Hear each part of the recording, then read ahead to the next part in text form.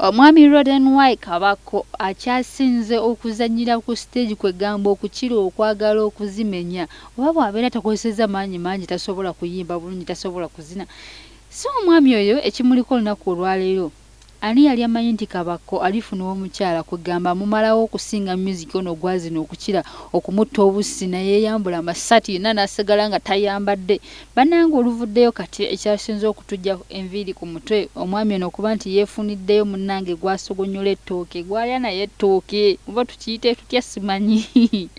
omunaye omukyala oyo gwolaba wammanga yoyo omukyala munnange amuboobeza ettooke oba kwegamba gwe balya naye ezize zaakola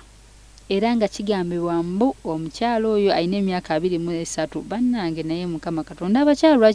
lwaki musala emyaka mbutuufu ddala bwetunulya omukyala oyo golabya ddala ajja mu myaka egyo 23 naye anyways munnange ate tunagamba ki gye tutamubuuziza oba ffe abataaliyo nga bamuzaala so omukyala omwami gwe bayita Kabako Roden White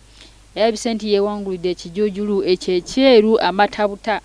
kwegamba takyasula bubi empewo y'ekiro tekyamuyisa bubi yafunye amubikka yafunye gwabikka